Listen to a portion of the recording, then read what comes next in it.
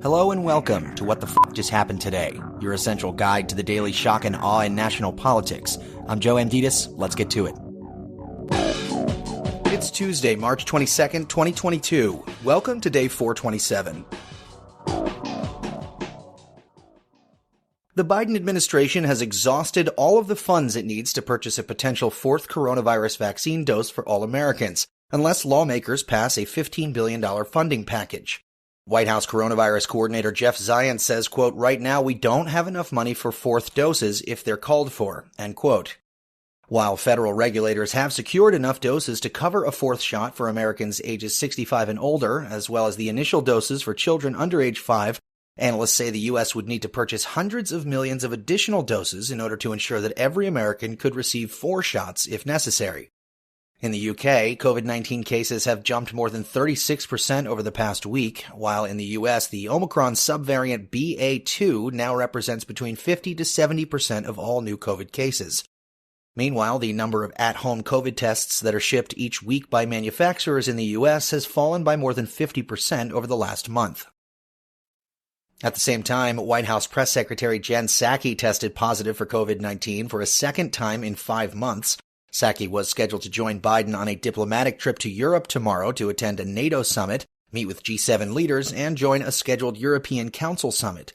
Psaki said that she had 2 socially distanced meetings with Biden on Monday that were not considered to be in close contact, according to the CDC. Biden tested negative for the virus on Tuesday.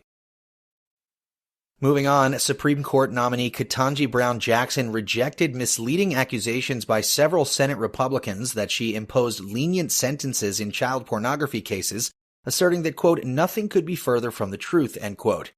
On her second day of confirmation hearings, Judge Jackson pushed back on the notion that she was tolerant of child sex abuse, calling the crimes sickening and egregious, and saying that she imposed strict sentences and all of the additional restraints available in the law. Senate Judiciary Committee Chairman Dick Durbin called the misleading claims by Josh Hawley and Marsha Blackburn extreme and meritless.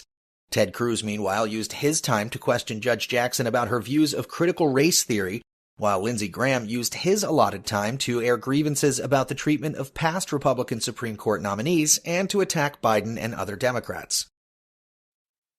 Meanwhile, a federal judge convicted an elected official from New Mexico of illegally entering restricted U.S. Capitol grounds on January 6th.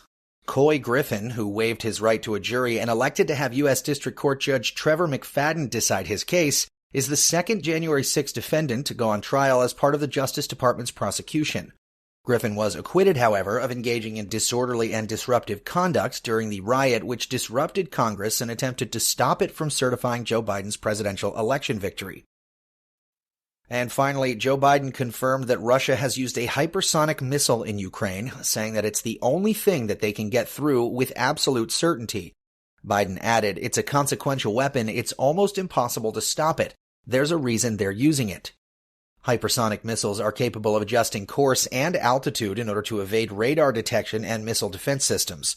The U.S. Defense Intelligence Agency, meanwhile, says it expects Russia to increasingly rely on its nuclear deterrent to signal the West and project strength as the invasion of Ukraine stalls.